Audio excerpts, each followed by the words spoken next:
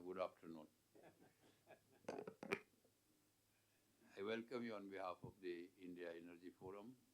This series also started last year, and we proposed doing about 10 and 11 such programs almost every month in the year on specific subjects, very specific subjects, not subjects which will cover so many issues unless they are directly connected, and have a debate. This is in addition to the webinars that we do every month, couple of them. This time we are doing 3 of them. And also in addition to, in each vertical, the national conference. Like this year, this month we are going to do the national conference on same subject, transmission. And that is attended, that is not offline, it is in a Meridian or so.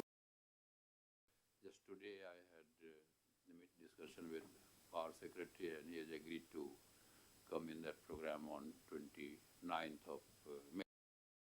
So that he has agreed, Mr. Indu Sekharja, that is your area. Indu Sekharja is the vertical chairman for the transmission system, and this is one of the reasons that normally we are not having this connectivity on this offline program, but it is a special request. We did this. The inspiration for this program is that in the last 2-3 weeks, there have been extensive reporting, not on the maximum demand that has gone. It has gone, of course, 252, 253 it has gone. It is expected that this summer 270 will be crossed, 270 gigawatt of demand. But more than that, what has been extensively reported is that while we are aspiring to have more and more solar capacity into the system, 500 gigawatt by 2030, we have done a lot till now. At the same time, large amount of the solar capacities are remaining unutilized. They are not asked to dispatch. And it is reported that in Rajasthan, almost quite often, 70 to 80% of the capacity are not asked to be connected to the grid. And that has given rise to a number of conclusions that what will happen to the developers, how are they compensated, because in the renewables and solar, we do not have two-part tariff. We may not have, we should not also have. It is very difficult to take care of that sort of a situation. And therefore, if they are not asked to generate, they are not paid. So if over 50% they are not asked to generate, their revenue will get down to 50%. Now one can say that this is a risk factor one should take into account while, and I often advise, because my own view has been that when we introduced private sector in a very big way, and all the players here sitting here, Ajay, Alok, welcoming private sector, we sort of impressed upon and convinced the bankers who had almost abandoned the power sector in early part of the century that no, it's not, everything is not gone. So therefore, it has impact on perception, assessment, understanding about the sector of not only the developers who will directly get affected, but also bankers. And therefore, it has an effect on further investments and situation like that. So you have an issue. Do we have a solution? We don't have a solution. So far as I'm concerned, while we did almost everything that we could do to invite, this is very much positive for their involvement and their participation in a big way. We also caution them. I at least definitely caution them. And I have gone to the extent of using words like, when it comes to private sector getting into and trying to get into it, they commit suicide to kill each other. he should not get, I should get. And sometimes, or perhaps quite often, the assessment of the risks is not adequately taken into account. One could say that if it is 10,000 megawatt, 20,000 megawatt, that happens, but if it is going to happen in the range of 200,000 megawatt, 500,000 megawatt and more, and then to expect that during daytime every megawatt will be demanded or consumed is unlikely. So therefore, bankers should have understood it, and developers should have understood this, and they should have factored this into their computation of what is the rate at which they can produce and what is the rate at which they can. But anyway, this is the time to encourage. All of us are encouraging, all of us are enthused that for climate change consideration, for India's consideration of its own economics and needs, definitely this is something which is coming so handy. So let's have as much of solar. So we have captioned rapid rate of solar power generations in our system. But then how do we respond to this challenge that during daytime you don't require? And then it becomes a problem. They have to be idle. So it is for that reason that we said that let us discuss this issue when it has come in public domain. Now everybody understands solar is good, but everybody has started understanding that solar will have this difficulty. So how do we handle this? Earlier we were thinking there is only one difficulty, that if solar is not there in the evening, what do we do? So we do 500,000 megawatt, and finally 500,000 megawatt is not there in the evening. So that was a big challenge. Partly that challenge is being addressed at a huge cost. We are going to have already, we have started having it, battery energy storage in a very big way. Earlier, 2 years back, the talk was hydrogen perhaps may come to our rescue. Hydrogen in the race has slightly gone behind until hydrogen discovers its economics somewhat better. Then again we get back to hydrogen again, and then battery energy storage. Anyway, it is happening. Some of the commercial arrangement that is being proposed by SECI and by distribution companies, that those who are doing solar projects, they must also do their storage system. So that package gives a better understanding of the situation. So a better arrangement to handle this. But what has emerged predominantly as the reason for this challenge taking a shape which is very, very significant and very large now, is that transmission has not been able to match with the requirement of this rate of expansion of solar project. That has come very predominantly. Another thing that has come is also demand, but demand is a subdued sort of narrative of being a prominent reason for this one, and transmission has taken the lead. Because of transmission, this is not happening, particularly considering some such clusters where large-scale expansion of solar is happening. So you have 5,000, 10,000, 15,000 will happen soon, and then you have to have that. Of course, India has handled this. When we had large capacity pithead power stations, we did HVDC. Delhi did HVDC, so we did HVDC in the past, but HVDC takes time. What has come into sharper focus is why is it that transmission is not happening? Why is it that transmission is taking so much time? One is that solar is taking 8 months, 9 months, less than 1 year to happen, 6 months to 1 year.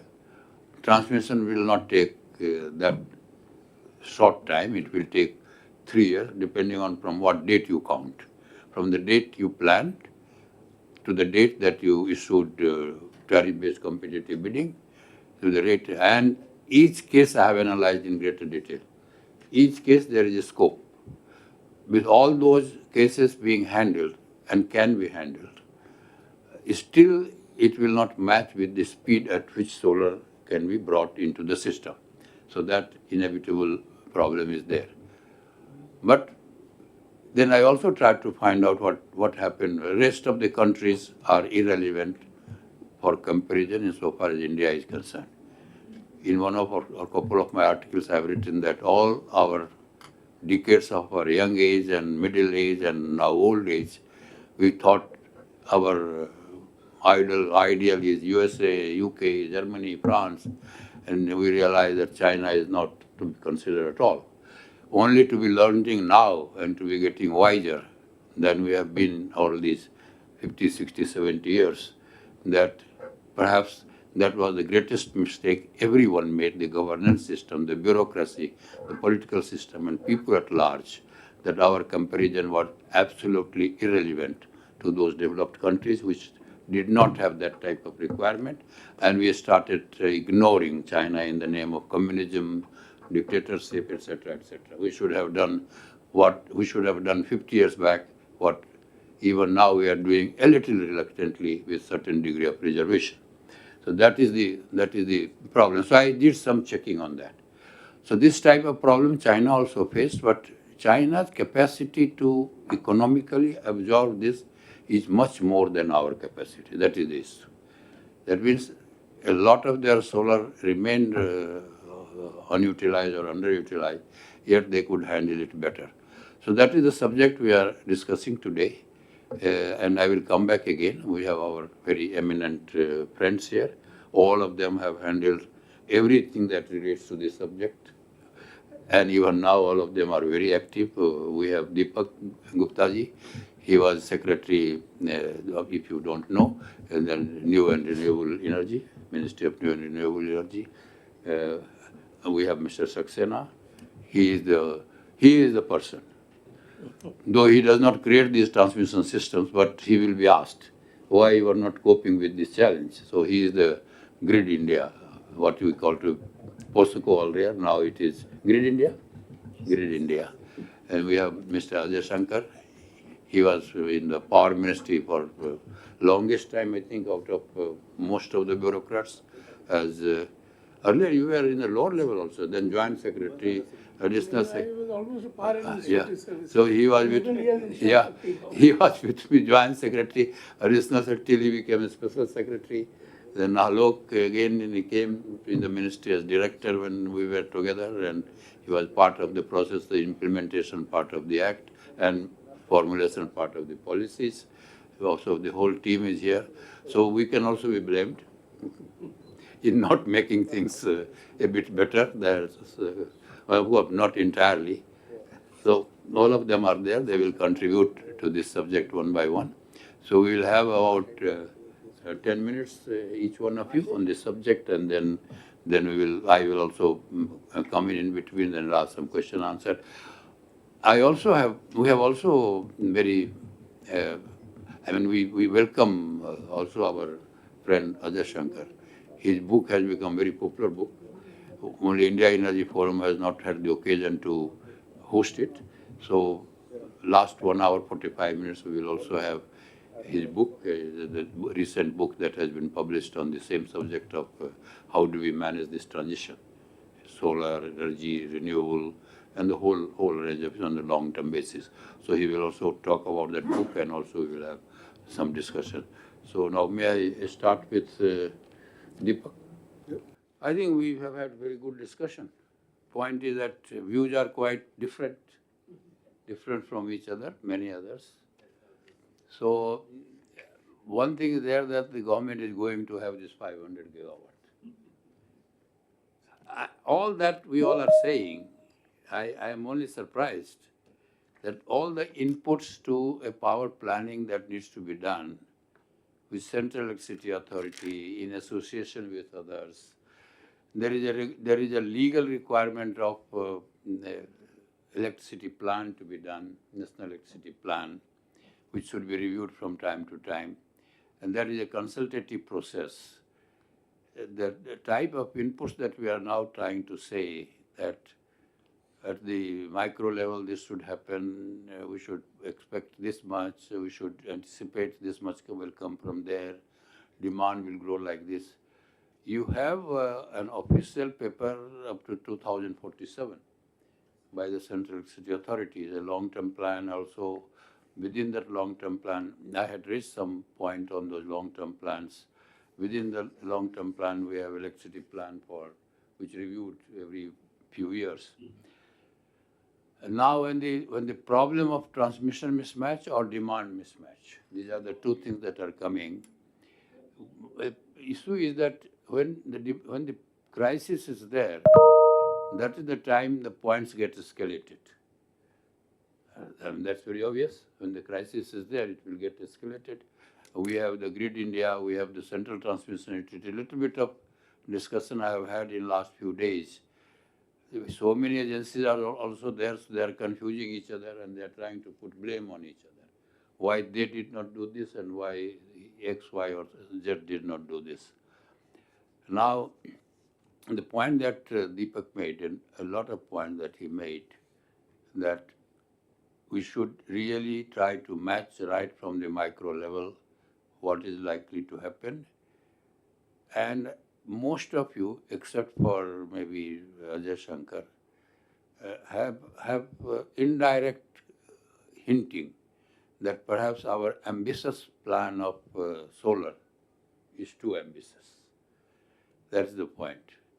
Now, whether that question should be raised, that 500 gigawatt, like you said, 50 gigawatt a year can create a big problem with the problems, condition that we have.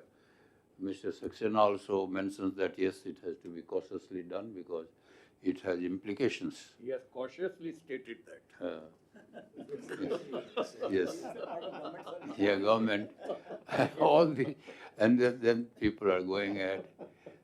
At least some of the developers have taken the steps, that the point that he made, that to try to partially mitigate this problem, that in daytime you have more solar power, so you use it for battery and then try to handle that battery power in the evenings. Even NTPC perhaps has taken an initiative to do battery at their plant so that their backing down is reduced.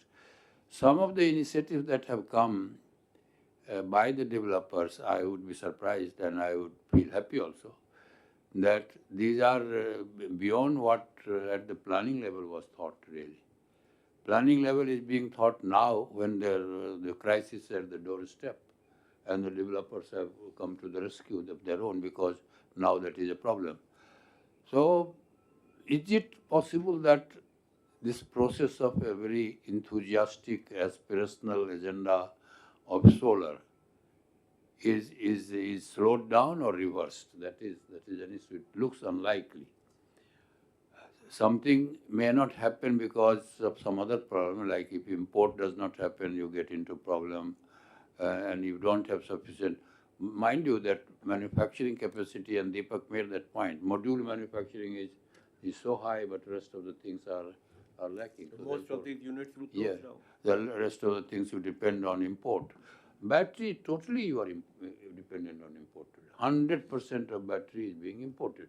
And that plan. So, I mean, that is another agenda government has come out with this scheme. But definitely a little more needs to be done because different ministries are involved. MNRE, one line, Ministry of Power, Central City Authority, Regulatory Commission.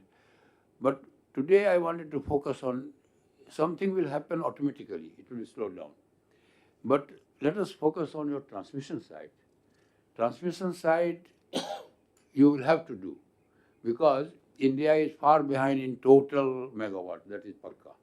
I took a view on Central City Authority Golden Jubilee that we are far behind. We have lagged behind in last 50 years from China and we have continued to be lagging behind. So one thing is definite that you have to have more. And then you have to create demand, they have manufacturing, larger manufacturing, mega manufacturing systems, so that then rest of the things in power or the rest of the area that you do, and then you are not dependent on any equipment you are dependent on China today. Everything, anything that we are talking China. I mean, when I was in the ministry, we were talking CRGO steel for transformer. Even today we continue. We have steel manufacturers doing more than 100 million tons in a year.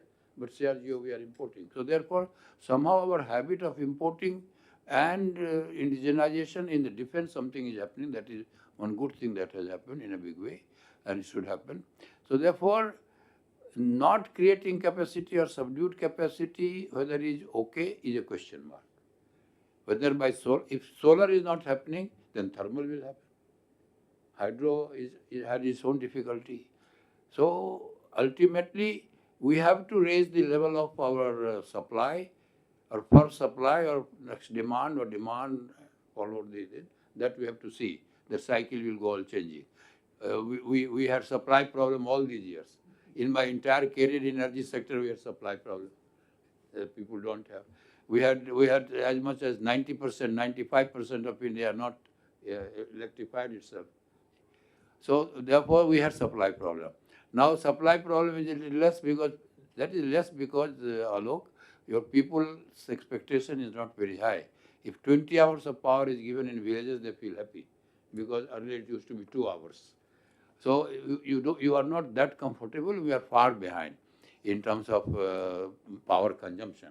So power consumption has to be increased, and therefore we have to search for all areas where power consumption has to increase, and then increase it. Then the question is, we increase through what? Do we increase through coal, all the power? There's a question. Hydro has its own problem. Do we increase all power through nuclear? Again, there are question mark today. Is a fast breeder reactor. So both sides we have to see, because it shouldn't happen that we slow down, and then already I have written a piece that in 40 years, 45 years, we have gone behind China by 40 years. In 1995, we and China were at par, and we have gone behind now. So if we slow down, then we get, that means supply side of energy, if we slow down, then what do we do? So better that supply side of energy, we be a bit enthusiastic, and then try to see why we are not consuming. What are they consuming? The manufacturing sector, etc., consuming. It is there where comes somewhere an important question of connecting link of transmission. Because today's discussion was focusing on transmission. If we focus in other things, then transmission will be missed. It's also a fact that it is not because of, I have done some research on this, you have inbuilt time delays in the process of, I was talking this morning with Secretary, tariff-based competitive bidding. And then he realized that our ultra mega project thing was better. That if the shell company we create, why don't they get the license? I have done 200 days to 300 days being taken by regulatory commission to give the license. Until then, work doesn't start. So you have inbuilt delays in the commencement of construction of transmission. Now, whether a particular transmission should happen or should not happen, that is a different. But once you decide that it should happen, then there are 4 or 5 items which are leading to these delays. So transmission development, transmission infrastructure development is also having a contribution on this. If sufficient transmission is not there, I would say that demand, and this is, I agree, maybe 20%. Today's not asking for dispatch is 70 to 80%. I mean, it's dangerous to speculate the number. 70 to 80% of that phenomenon is because of, and this is not to say that grid management people are, no. Question is, right from the state of transmission tariff-based competitive bidding, to the stage of evaluating, to the stage of award, to the stage of giving life, and then right of way. Who will do? Who will handle all these things? Pump storage I projected as the solution for backup. Your concentrated solar is good, but pump storage, it has 250 gigawatt of potential. But do you know that in states it is not realized? You are not allowed to do the investigation. So therefore, the whole process. So I think there are inbuilt bureaucratic and technocratic, whatever name you give, mechanisms to ensure that things do not happen the way they should happen. And therefore, you are getting into the problem of this transmission capacity not being adequate to do the situation. So let's remain for the present on this. Many people are saying, and if that is happening, that should not have happened.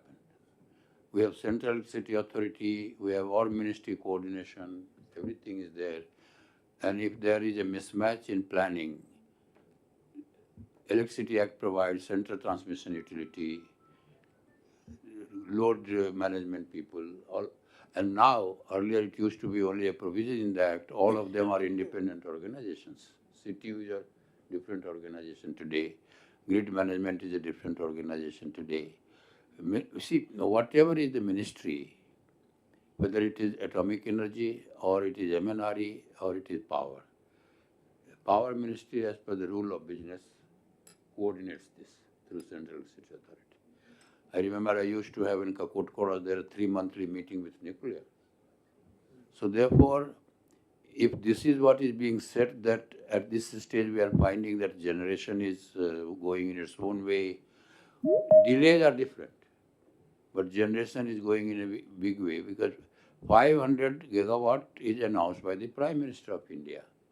More or less where what will happen is also more or less identified big things that will happen. So that transmission planning is very much part of that whole process, legally very much part of that process. This point needs to be highlighted somewhere. This 500 gigawatt may not happen. It may happen only 350 or 400. But today you are only at 150 that you are getting into problem.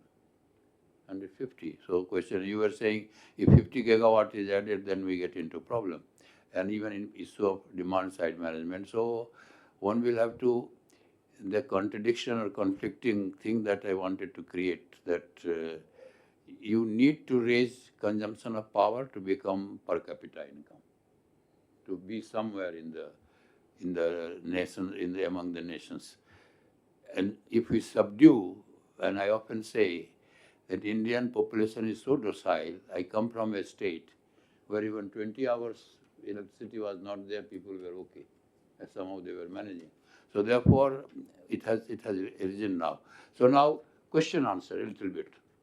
Good, I think this has been a very good, very rich discussion, something to take back to different people, different agencies, Power Ministry, MNRE, PMO, definitely.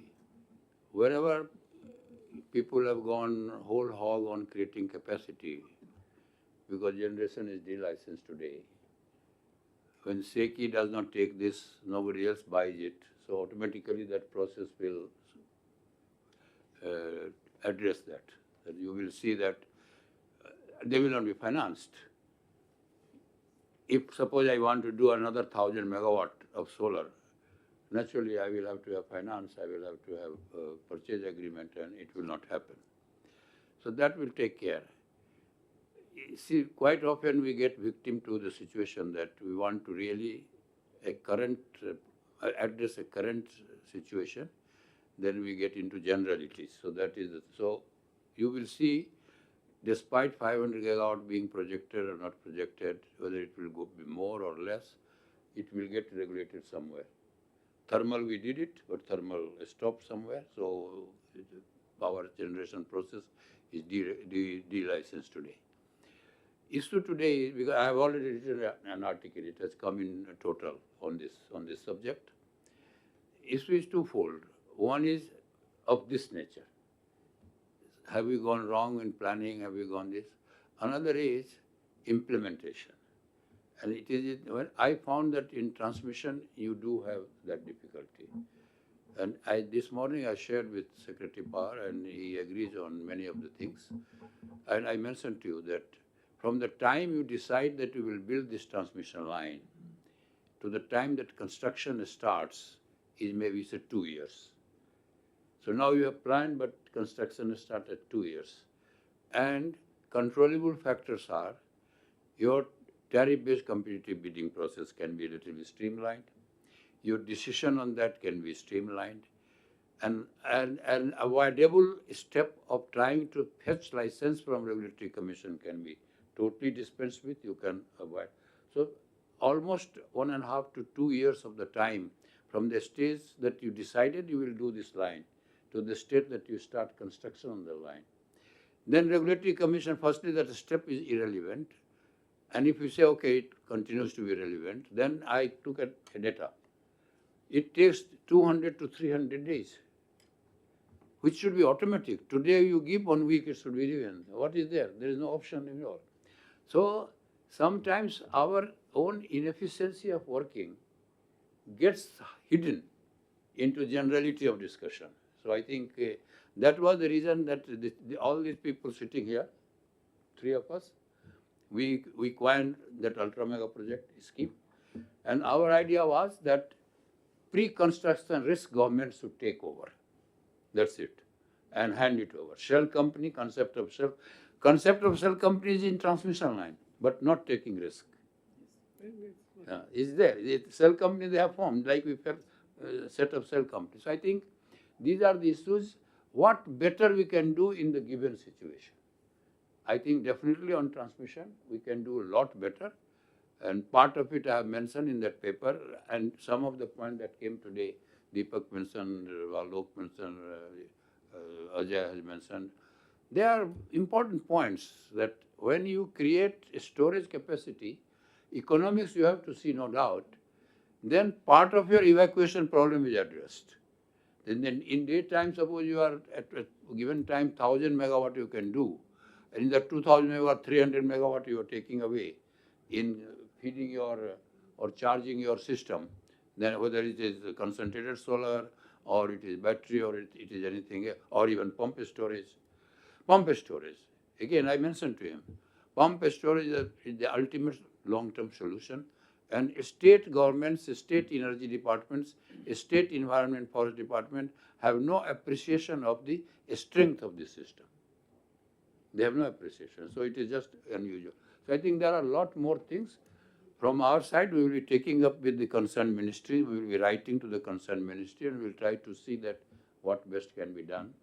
Obviously, in the planning process, if something has happened, nobody can say that the planning is done which can be flawless, because if new situations come, the planning has to be revisited. New situations have come, we have to revisit, we can't stand on that only. So that is why from time to time it is revisited.